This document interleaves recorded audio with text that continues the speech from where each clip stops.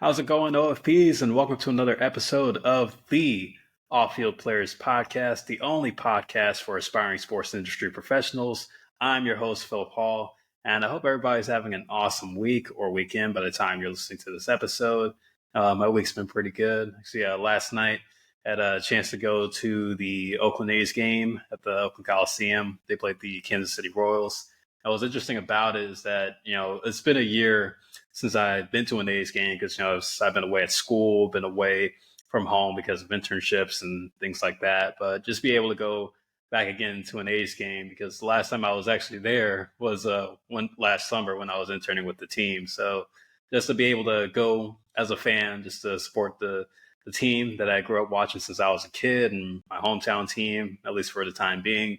And it was definitely great to just experience it for just the nostalgia of just going to a baseball game. And also the seats I had were pretty good too, thanks to a close connection that I have with a member of the team. So that was pretty cool. Just go and spend a Tuesday night at a baseball game, especially during the summer. Definitely something just to take time into, and also relaxing for sure. But back home, still here in the Bay Area, and just excited to keep the podcast going for the series that we have going right now. And before I go any further, I want to remind everybody to make sure to tune in to all the platforms that the podcast is being exposed to in regards to the platforms that I produce the podcast on, such as Spotify, iHeartRadio, Google Podcasts, Amazon Music, Radio Public, and make sure, and also of course Anchor. So make sure to stay up to date with the new episodes that are going to be coming out for the Off-Field Players podcast relatively soon. And also make sure to follow the podcast on the Instagram page. It's OFP underscore podcast. Again, the Instagram page for the podcast is OFP underscore podcast. So make sure to go follow the Off-Field Players podcast on Instagram to keep up with the reels and keep up to date with the new episodes that are going to be coming out. And of course, make sure to subscribe to the YouTube channel, as well as also follow the Twitter page for the Off-Field Players Podcast. It's just Off-Field Players Podcast with Philip Hall. Just want to make sure everybody stays up to date for the future episodes that are going to be coming out soon. So for today, I figured I'd take some time out, especially with the new series that I'm coming up with. And I just want to tell everybody, if you didn't go watch the last episode, I recommend that you do so because I explain more of what the new series they have going for the podcast currently entails, at least for the time being. It's a very interesting one as we go more into the world of the sports media entertainment aspects in regards to, doing deep dives and reviews of different sports related drama shows or movies or documentaries that have been produced in the recent years, as well as also the ones that are popular that you may come across on Netflix, Amazon Prime, YouTube, Peacock, wherever you like to tune into sports related content when it comes to the streaming services at our disposal. But I figured I'd take some time out to talk about a movie that I actually had a chance to watch again the past weekend, and the movie is called Air. And just the backstory behind the movie Air, it's a 2023 film that tells the origin story of how Nike Incorporated, yes, Nike, established the Air Jordan shoe line made famous by basketball player and the proclaimed GOAT Michael Jordan through the efforts done by a basketball talent scout who was behind the business deal that revolutionized basketball shoes and sport marketing and branding in the sports industry. And what was so great about this movie in particular was just the backstory behind how we look at sports marketing and sports branding to this day.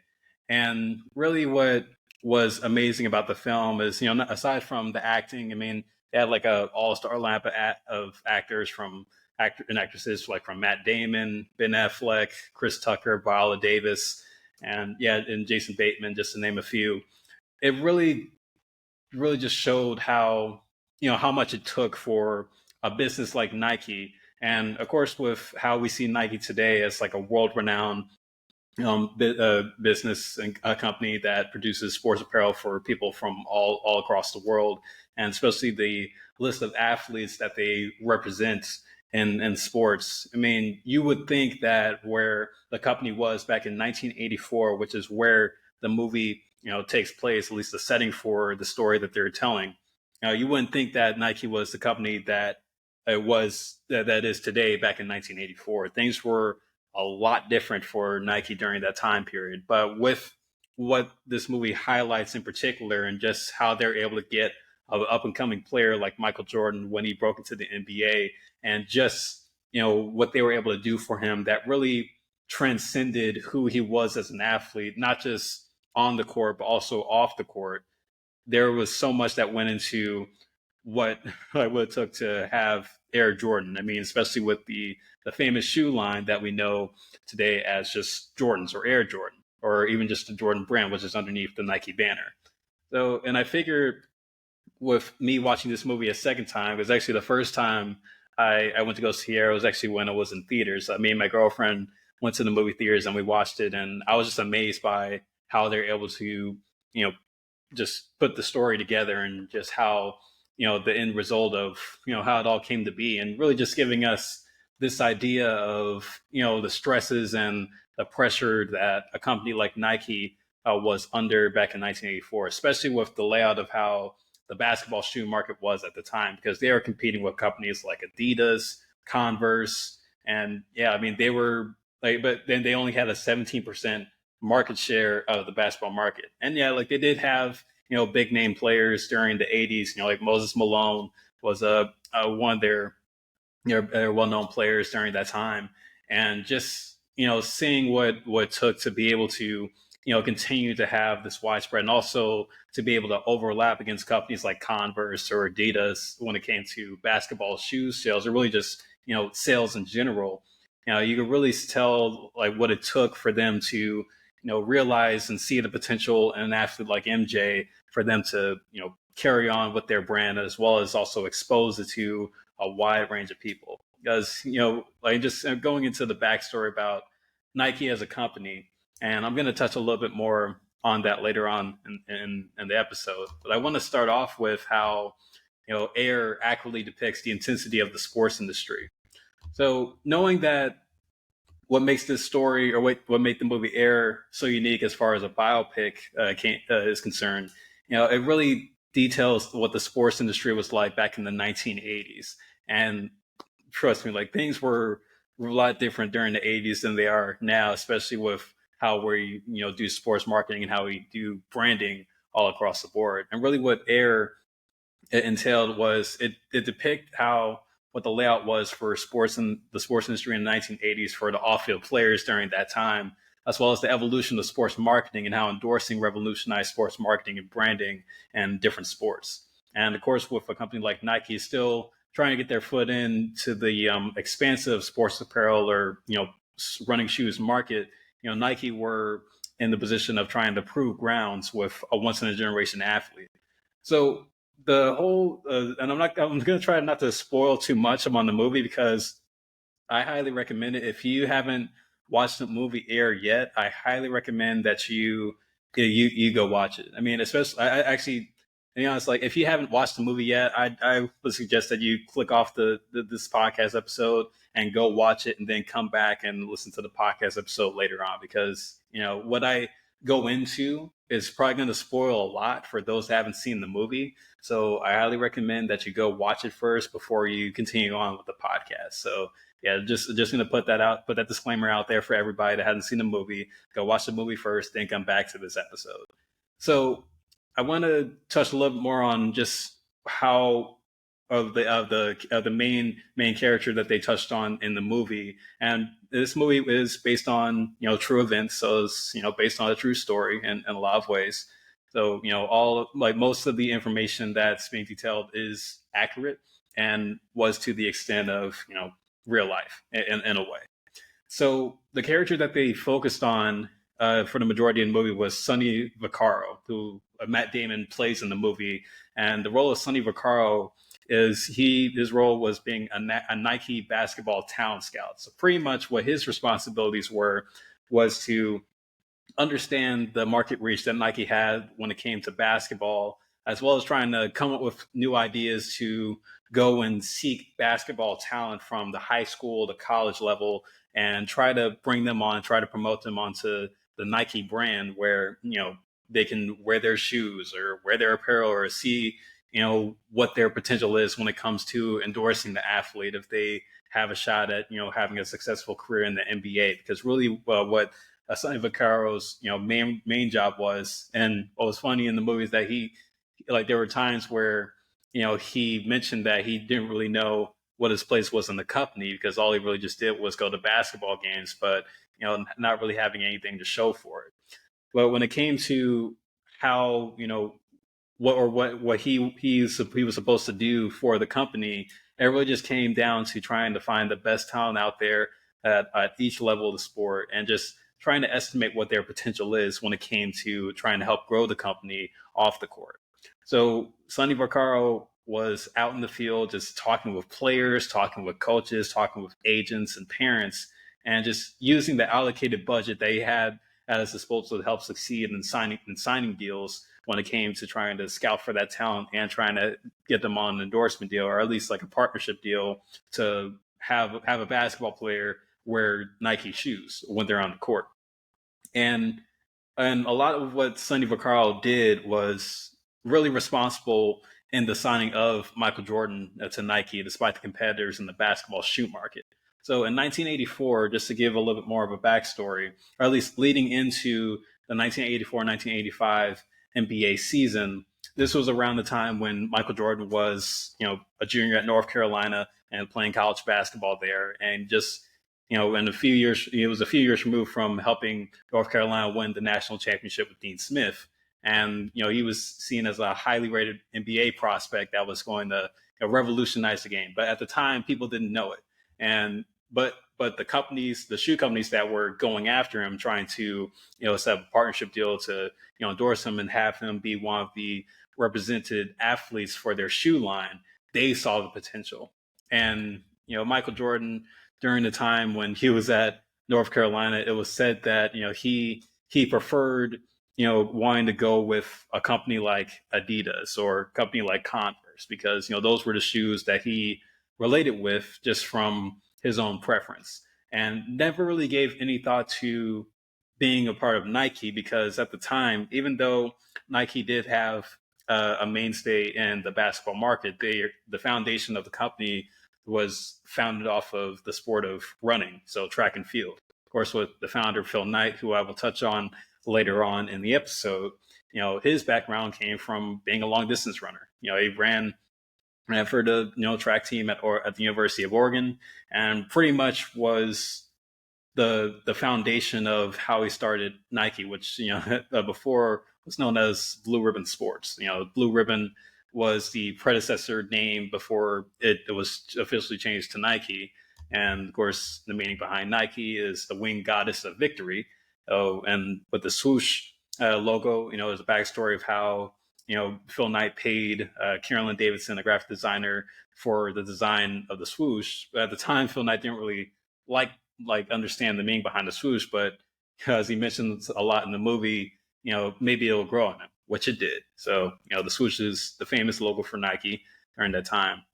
So transferring a little bit more into Sonny Vaccaro, and I'm going to circle back into how big of a role he had when it came to trying to sign Michael Jordan to the deal. Was a lot of his responsibilities or his tasks was came off the relationship with the VP of basketball athlete relations and Howard White, who was actually played by Chris Tucker in the movie.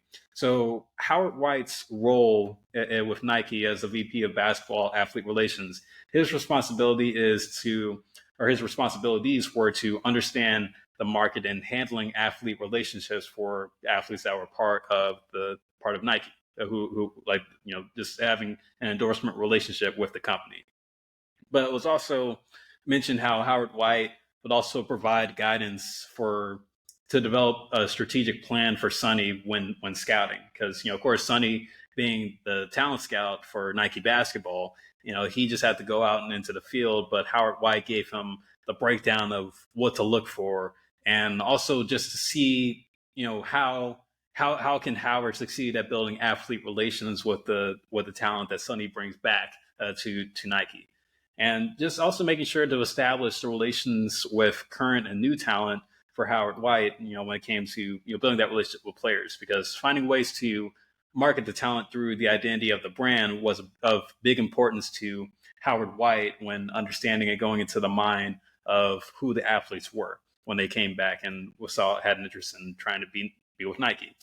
And then it transfers over to Rob Strasser, who was played by Jason Bateman in the movie, where his role as the VP of marketing, the VP of marketing for the Nike basketball division, he was also involved in making sure to scout talent that matches with the identity of the brand, especially when you hear about college players that are soon to be NBA prospects going on the draft boards, and just seeing where they're going to get picked, and also estimating their longevity and potential in their career, and also just making sure that they capitalize on the right choice. Because at times, and we've seen it in the modern day as well, we have overhyped draft picks that are number one picks for NBA squads, but then it later turns out that they maybe didn't live up to the expectations of not just the team, but also the brand that they signed with.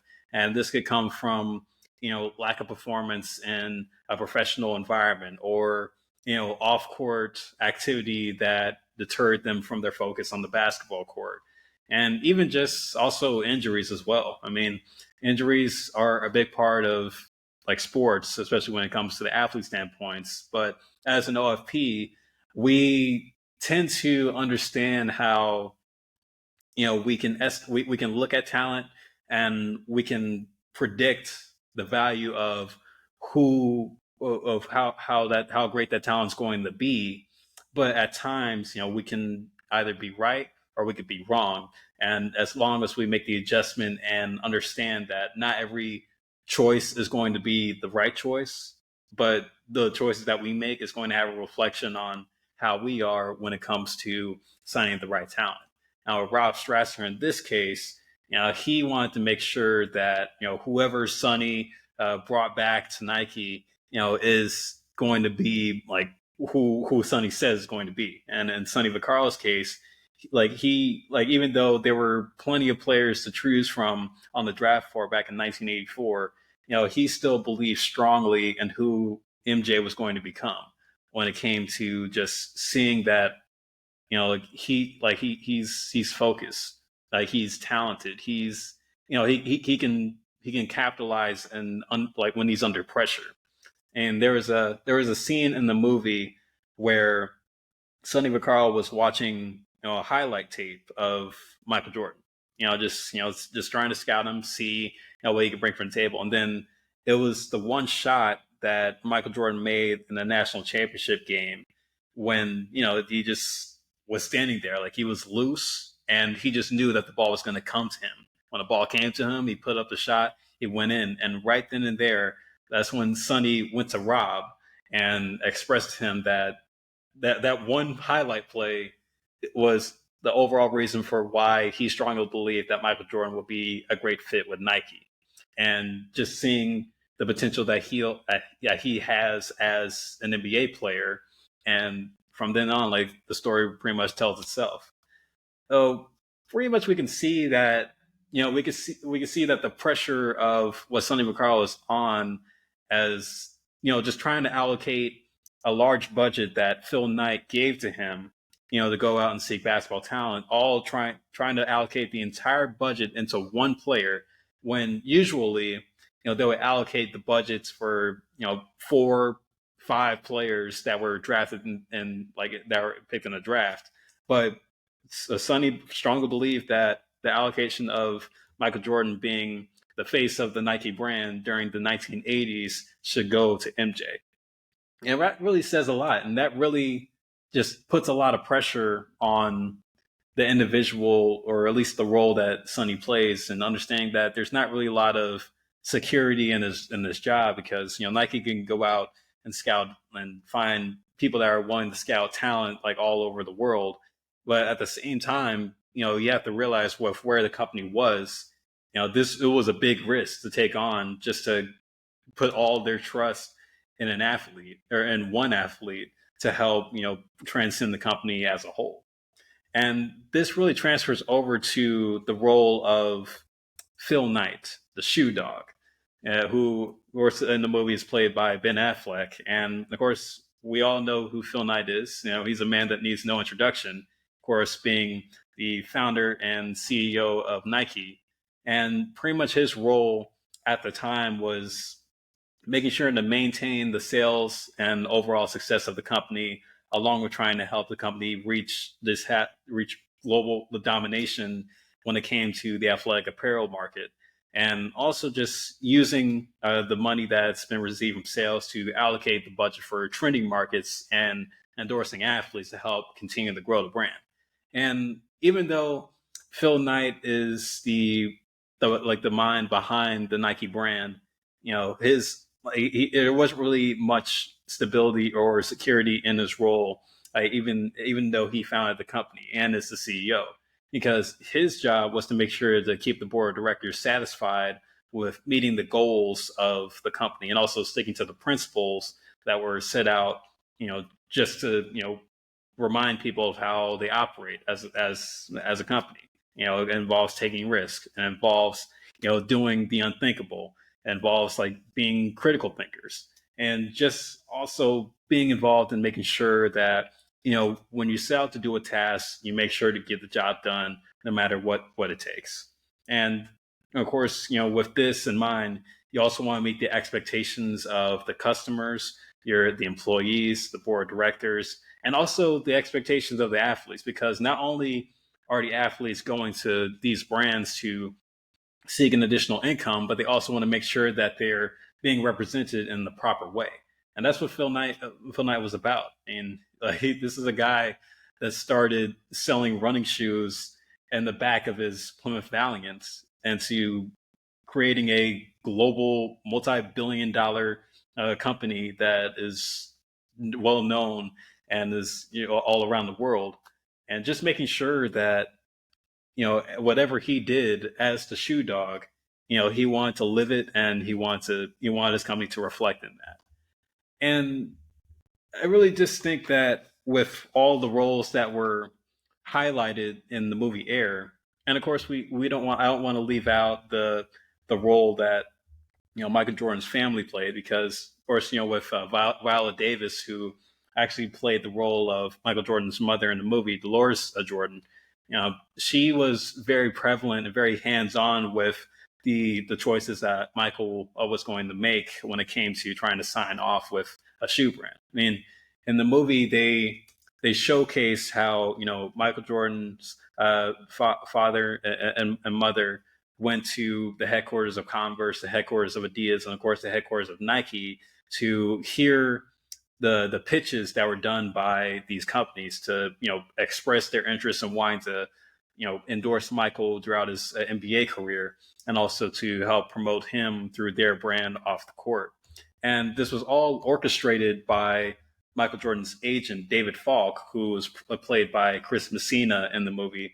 And the responsibilities of David Falk as an OFP was making sure to represent MJ in seeking endorsement deals for off-court income, as well as making sure to promote to these brands that are seeking endorsement from Michael Jordan, and just trying to see what can they bring to Michael, and what can be the return on investment for endorsing an athlete and a personality like Michael.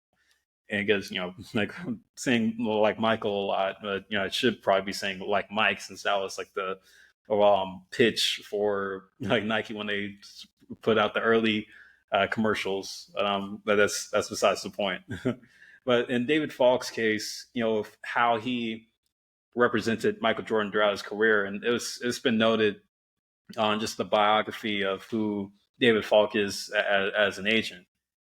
Because Michael Jordan was probably one of the most famous clients that David Falk had during his agent career. Keep in mind, he's like David Falk's a sports agent, and he would go to these brands and just see what they can offer to Michael Jordan as a personality, just knowing the potential that he had as a basketball player. And really, the end goal for David Falk was to make sure that MJ would be set up for life. I mean, there were these deals that were popping up at the time where they can see the longevity in trying to sign off an endorsement company. And usually when you look at how athletes are representing themselves nowadays, they're really seeking a brand that they know that they can sail for a long time. They know that's not going to be sleazy when it comes to endorsing them, and also making sure to not only rely on the efforts that are being done by their agents, but also rely on the efforts that are being done by themselves. And there's athletes that are starting to represent themselves more when it comes to signing a new contract or when it comes to trying to set up an endorsement deal with a company. And it's really interesting to note that because during the 1980s, it was very uncommon for African American athletes to be represented by or be endorsed by these particular companies. And that's another thing that really revolutionized the sports market and revolutionized sports marketing and sport branding at the time, because people would think that, hey, there's athletes from all walks of life, but how are we going to represent African American athletes, especially during the 1980s when there's a lot more opportunities being represented for African Americans across the country, and also just the representation of them in sports in particular. Because we think about how just talking about the NBA for a second, how during the 1980s we saw the rise of the Lakers versus Celtics rivalry. Now, of course, the Lakers having Magic Johnson, who was, a black player, of course, and the Celtics having Larry Bird, who, was a white player. And just, even though it wasn't really the crux of how the NBA was trying to, promote them, because, during this time or before this time, leading into the 1980s, the NBA was in bankruptcy. And this is kind of a foreshadow of one of the future, show breakdowns for the show Winning Time, but I'm going to save that for another day for everybody that's tuning in.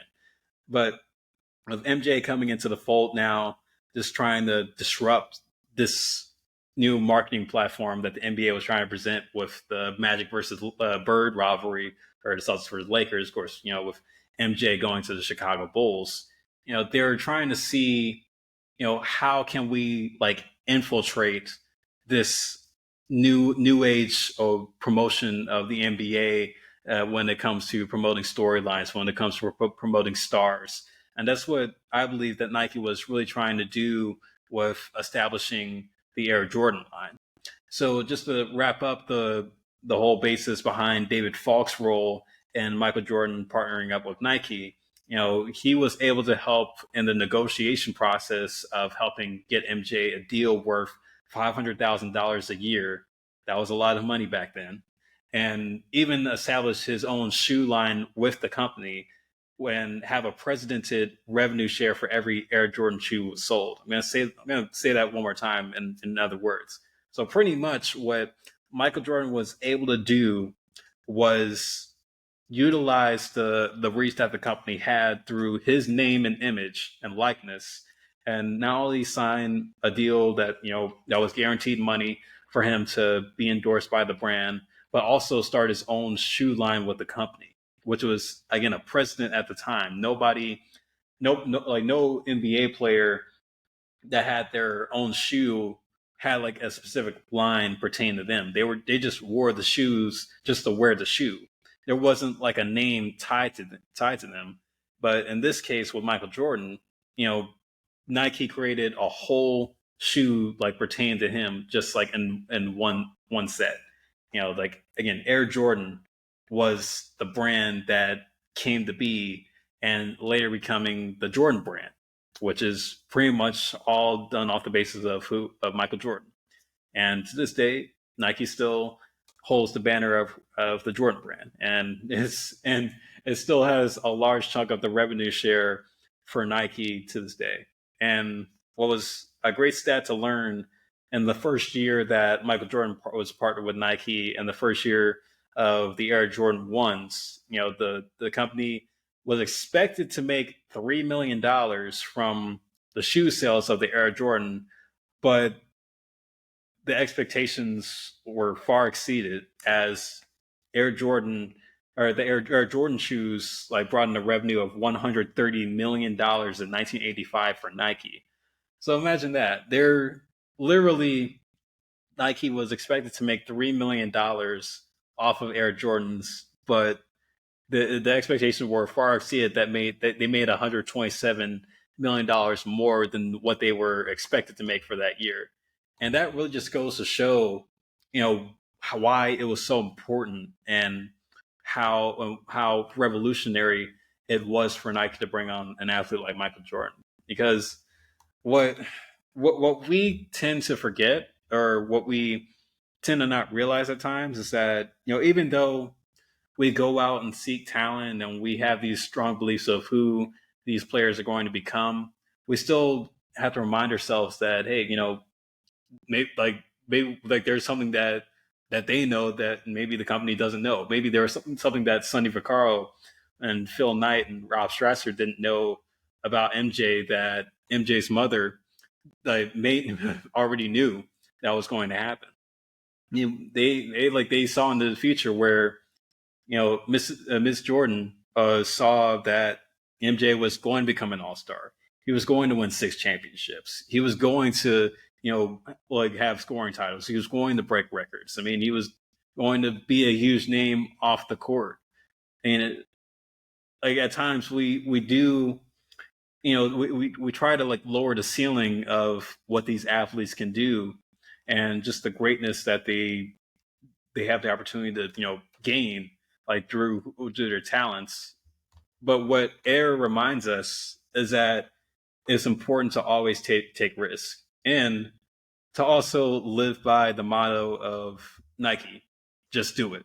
And that's what they did. I mean, that's what Nike did as a brand. They just did it. They just were like, hey, if this guy is going to be the real deal, we're let's make sure that he's the real deal. And the story, it just says itself, where when you're in an industry like this, or when you're in a profession where you're seeking talent and you're trying to find ways to market that talent, most of it is out of luck, but the majority of it is out of execution. Just trying to believe in the talent of an individual that can, one day help revolutionize your brand as a whole. I mean, as we look at how the Jordan brand is represented now, before it was just pertaining to basketball. But now when we look at how the Jordan brand is being expanded all across the board, we're starting to see the Jumpman logo on football jerseys. I know Michigan's football team, they've had a relationship with the Jordan brand, or even I'll even say in NASCAR. I mean, we look at Denny Hamlin, who has a partnership with Michael Jordan for a long time, since early in his career. The Jordan brand is in motorsports. Just think about that. We think about sports that are more well known on a global scale, soccer, like PSG. They have the Jordan brand on their jersey, on their uniforms now. I mean, that's something that we're starting to see more of.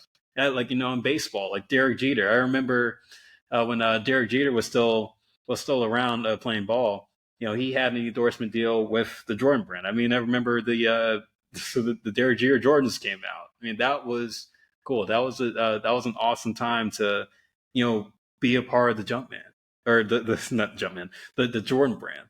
But we just saw, what this movie represents is the early stages of the potential that Michael Jordan had from his athletic prowess, being a basketball player, and utilizing his name, image, and likeness with the Air Jordan line, leading into the Jordan brand being expansive all across the board and expanding over into sports that we thought probably didn't really have any business of having the Jumpman logo on it. I mean, it was really cool just to rewatch this movie and to see the origin story behind how the Air Jordan line came to be, and just also seeing how the Jordan brand is being represented to this day, and just being able to understand, during the 1980s, how sports marketing and branding was, this was the jump off point. This was a point in time in the sports industry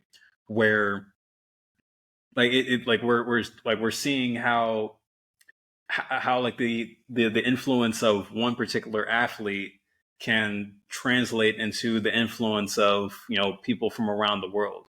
It was mentioned how, people will work like every week, work for hard-earned money to go out and buy Air Jordans. I mean, it was a novelty at the time. If you had Air Jordans, like, you were cool.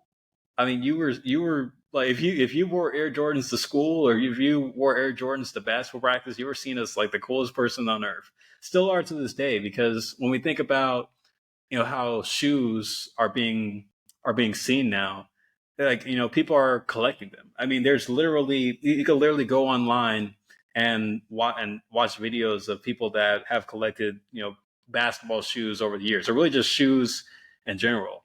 And most of the most valued shoes for every shoe collector has always been Air Jordans, because there was so much behind the brand, or behind the shoe line, that has influenced the shoe culture altogether.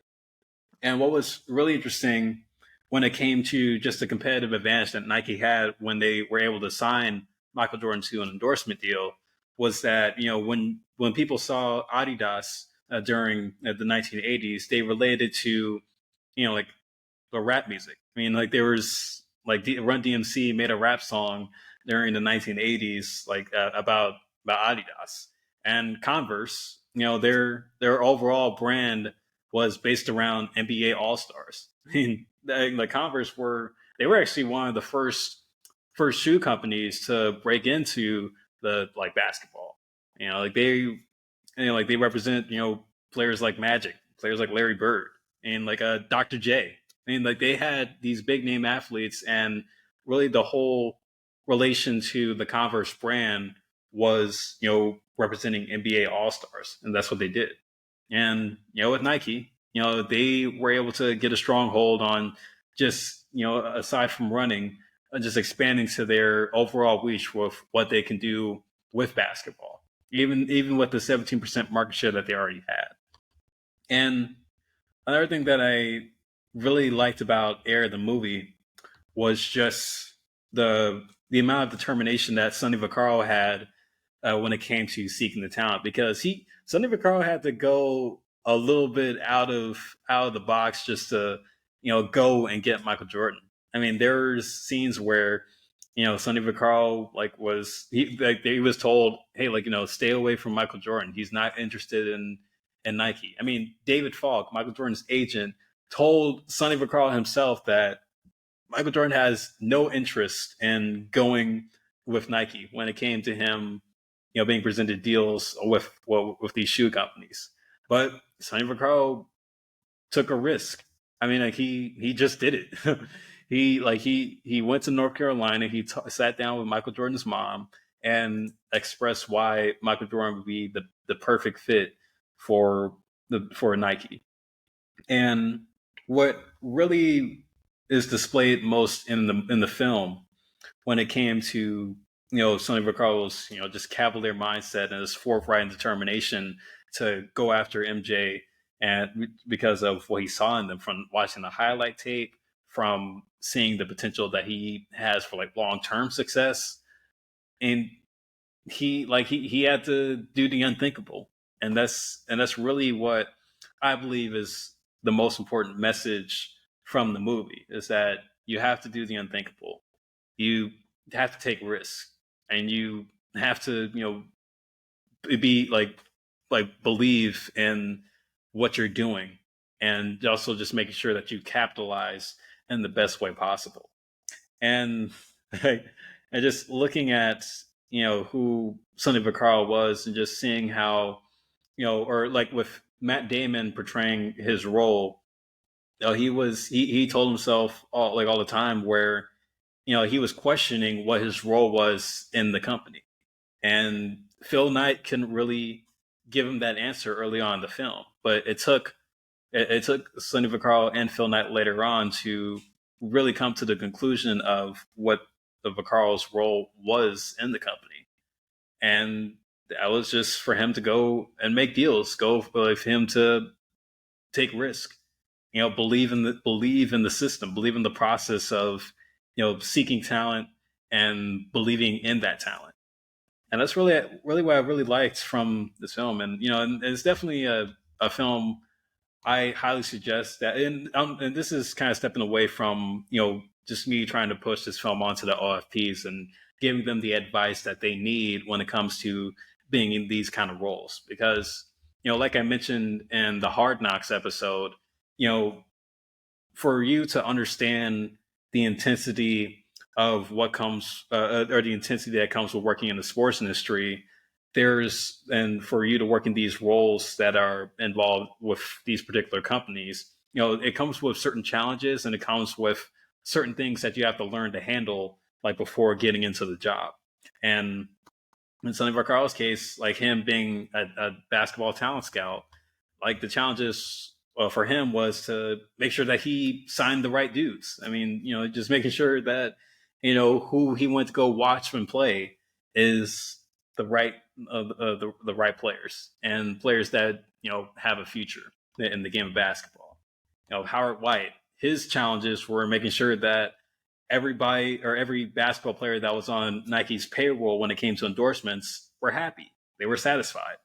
And with David Falk, his job is to make sure that Michael Jordan was represented in the right way, make sure that he partnered with the right brands that were going to promote his image off the court, and also making sure that his performance on the court was a reflection of who who the endorsers were representing, like when it came to his image all across the board.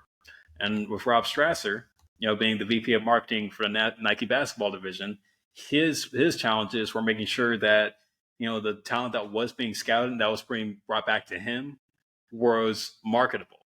The Rob Strasser he probably spent days questioning himself and like, is he the right guy? Like, is this somebody that we can have representing the Nike company? I mean, because I don't know, because if I get this wrong, or if I can't find a way to be able to capitalize on making sure that this player is being marketed in the right in the right light, then it's going to have a negative or positive reflection on who we are as a brand. And of course, with Phil Knight, his responsibility, of course, with Nike being his baby, you know, this like he had to make sure that whatever his you know like his employees were doing, like outside of the office as well as inside the office, was for the greater good of the company.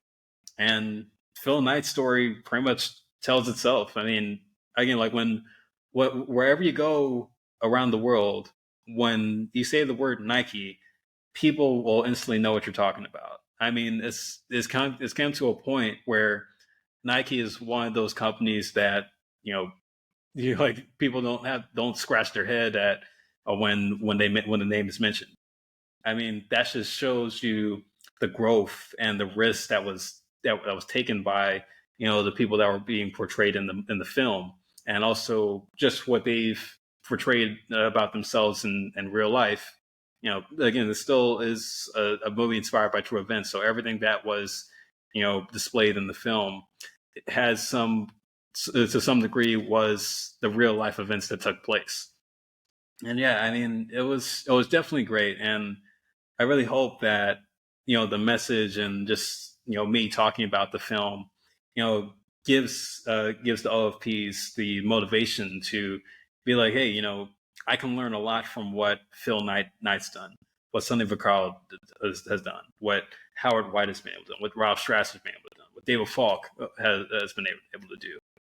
I mean, there's so much that could be brought up when it comes to talking about Air, but I feel like you really just do have to watch the movie for yourself to not only see the intensity and just the risks that were taken in these roles that were being portrayed, but to also seek the motivation to continue to go after those OFP slots that are going to be opening up pretty soon. And believe me, OFPs, those slots will be opening up faster than you know it. And I'm going to wrap it up there and go into the sports jobs of the week, which is now becoming a traditional thing we do on the Off-Field Players podcast, of trying to help expose individuals and OFPs to the opportunities that are currently out there to work in the sports industry. So all of these sports jobs of the week, they are via Teamwork Online. So you can go to Teamwork Online and find these roles and put in your application for them. So I want to begin off with the executive assistant role that's currently open for the Golden State Warriors, my hometown team. So anybody that's interested in working for the Golden State Warriors, they have an executive assistant role opened up. And the second job is the account executive role for UConn Athletics. UConn is the university with so much athletic success. Like they're currently coming off of a national championship in basketball, and of course, the UConn's women's basketball team is nationally known all over the country, even all over the world. And even I've been hearing rumors about UConn's football team trying to break into one of the Power Five conferences. So UConn football is maybe transcending into a new spectrum in the college football rankings here in the near future. So they have an account executive role for those interested in it, if you want to go after that. Third sports job of the week is a video production producer role for the New York Islanders. And the NHL season is coming up pretty soon. And the New York Islanders have a position that's open at the moment for a video production producer role. And even if you guys want to contact me, I have contacts over at the New York Islanders. So if anybody that's looking for a recommendation or trying to seek any help to help push them through the application or the interview process, you can reach out to me personally, and I can send your information over to who I know at the New York Islanders to help you in the process. Yeah, keep that in mind. And the fourth sports job of the week is a talent acquisition coordinator position with the San Antonio Spurs. So yeah, San Antonio is starting to make some noise going into the 2023-2024 NBA season, especially with the first overall pick in this year's NBA draft with Victor Wembanyama. Oh man, I almost butchered his name there. But what people they just call him Wemby. So yeah, a lot of things are looking up for the Spurs going into the season, especially with the breakthrough of the hottest NBA prospect in 2023 with Victor Wembanyama, who will be suiting up with the Spurs in his first season in the NBA. So anybody that's looking to get into talent acquisition, they have a coordinator level role with the Spurs. So make sure to go and apply for that. And lastly, the last sports job of the week that's being featured in this episode is a youth engagement and development coordinator position with the Detroit Pistons. This is also another organization that I have contacts with. I know one contact that works in the community relations department for the team. But if for anybody that needs help and that's highly interested in wanting to work in this role, you can reach out to me and I can send that information over to my contact over at the Detroit Pistons. So they're looking for a youth engagement and development coordinator position. So anybody that's interested in that, make sure to go and apply. And all these jobs that were mentioned, you can find them on Teamwork Online. And yeah, good luck with that. And just helping grow the OFP family and getting those opportunities. So that's going to wrap it up here for today's episode of the Off-Field Players Podcast. We talked about the movie Air. And for those that are interested in wanting to go watch the movie for themselves, if you haven't already, you could find the movie on Amazon Prime. And it's definitely a great movie. I highly recommend that you go check it out. And hopefully what I talked about and the breakdowns that I did in regards to the movie has motivated the OFPs to go out and take risks, do the unthinkable, and most importantly, just do it. Be like Nike, just do it. So that's going to wrap it up for the Off-Field Players Podcast. Again, another reminder, make sure to like, comment, subscribe, and share if you watch the video version of this on YouTube. And also, of course, if you watch the audio version, either on Spotify, Google Podcasts, iHeartRadio, Amazon Music, Radio Public, make Anchor, make sure to follow the podcast or share the link with whoever is interested in wanting to work in the sports industry. And also just to make sure to stay up to date with the future episodes that are coming out. I'm really excited to just continue to push with the Off-Field Players Podcast, is trying to grow the brand. Of course, with what I've been able to do, from the start when this podcast first started, leading into the series that I did during my NASCAR internship, and really also this new series that I'm really excited to continue keep moving forward, like breaking down sports related movies, documentaries, and TV series. And yeah, I mean, lots to look for in store, as time goes on with the podcast. And yeah, well, I'm riding this until the wheels fall off. I mean, again, just doing everything I can to encourage the young generation to get into the sports industry and learn about the opportunities that are there, and also being able to bring people onto the Off Field Players podcast that are currently working in the sports industry, and just doing it for motivation to help motivate those that are interested and that have the same work ethic and the same passion for working in the sports industry and understanding sports business just like I do.